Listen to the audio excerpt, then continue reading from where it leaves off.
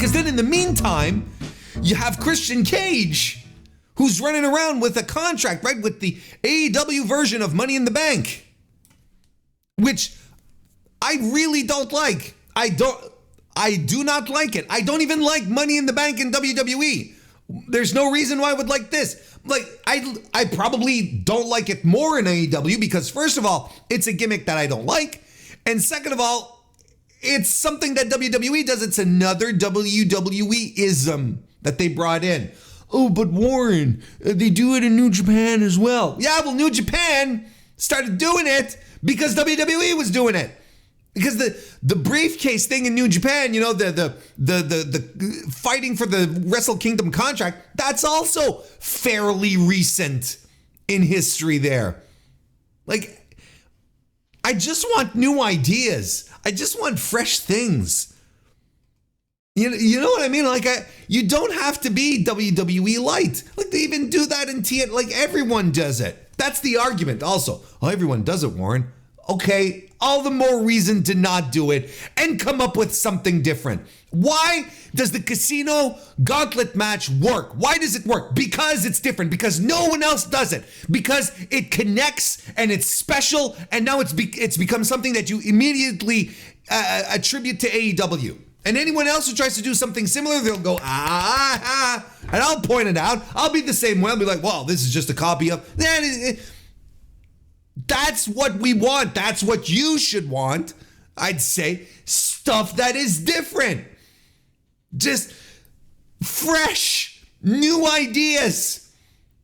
One of the things that we used to bemoan, when I say we, I mean me, that I used to bemoan when I used to cover Raw and SmackDown in the past on the podcast here and over at Fightful.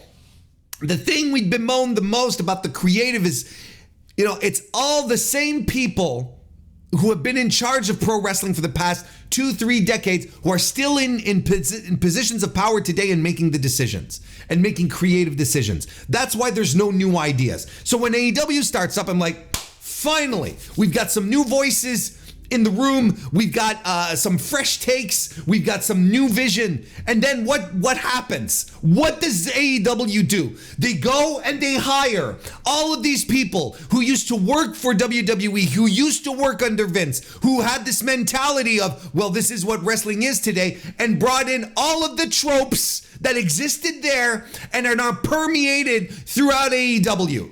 And this is observable because when they were not there, we were trying other things, such as just having a great sports-based presentation, which was fucking different and still could be different, but they don't want to do that anymore. Now what they want to do is cash-ins. Now they want to have Hangman Page walk around backstage and look at people being disappointed in him instead of him just running in and kicking their asses.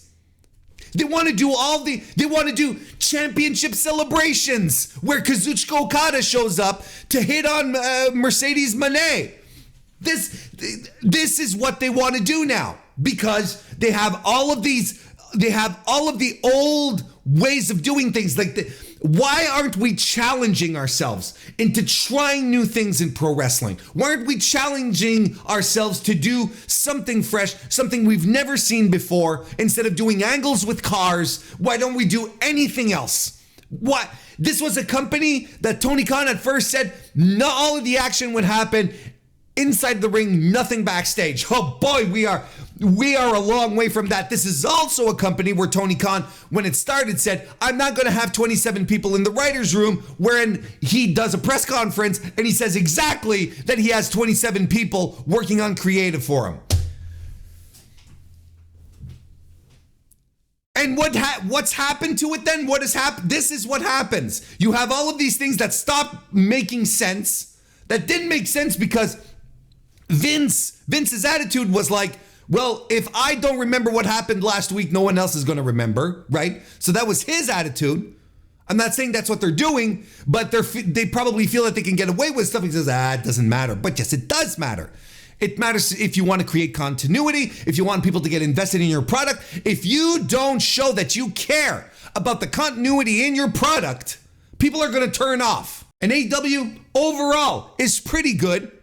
It's been better at that, it's been pretty good. But when I see things like this, it just blows my mind. When I see things like this number one contendership stuff happening, when I see all of these segments, a bunch of people arriving in cars all throughout the evening, I'm like, what am I watching? This is the same thing. It's the same thing over and over again, and we'll break all of this down as we go along. I'm probably jumping the gun here because I got triggered.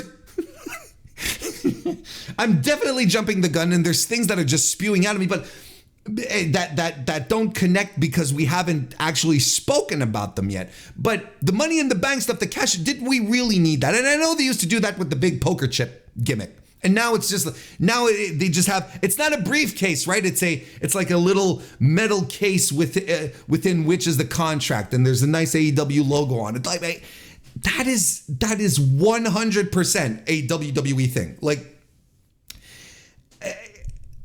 the fact that the fact that Christian Cage can come out at any moment and cash in, and people get excited about him. Why are we excited?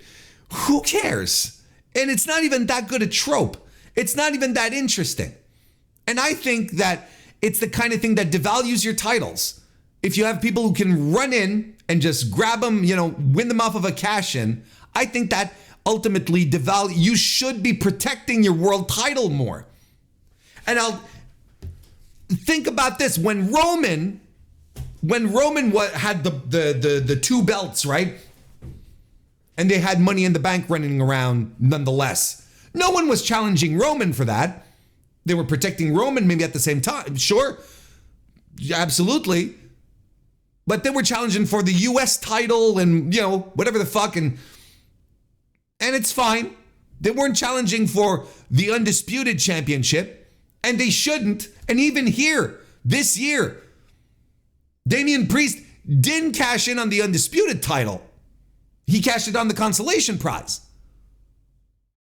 Because they want to protect they're probably protecting the people who are holding the title, but in the same breath, they're also protecting their titles. Why? Because they know that doing a cash-in switch it damages the reputation of the title, damages the reputation of who's holding it. And I don't think it's these great victories like Damian Priest won it. Good for him, but he ran in at the end of a match and stole a title. That's essentially what happened. I mean, it works with Christian Cage because it's in his personality, but you shouldn't be doing this with your world championship. Your world championship should be protected. And not that long ago, I believe just last week, I was talking about, or was it even it was last week. Or was it on the all-in review, all-out review? I don't remember. No, it was, look, it doesn't matter. Not that long ago, on this very podcast, I was telling people that the AEW has done a tremendous job protecting its world championship. And I sincerely believe that. I don't need this goofy bullshit around it. Cash-ins and all this it's nonsense is what it is. I mean, Christian Cage is perfect for the role, don't get me wrong. But he doesn't need the cash-in gimmick. He could just be, I'm gonna call my shot and set up the match whenever I feel like it, right? Instead of doing cash-ins like he tried to do at All Out, where I audibly groaned. Thankfully, we went in another entirely other different direction and was a tremendous angle. And he's in, Christian, he gets into the ring and, he's got his group around him and, he's calling himself, and this is tremendous, he's calling himself the reigning, defending, undisputed next AEW World Champion. I mean, you couldn't have put this cash-in gimmick into the hands of someone better than Christian Cage. Because that line sold it. I chuckled out loud. I thought, stupendous stuff. But I still don't need it. Nonetheless. I still think it stinks. He could be number one contender and he can be like, I'll take my time. But this cash-in stuff, man, that's no one wins.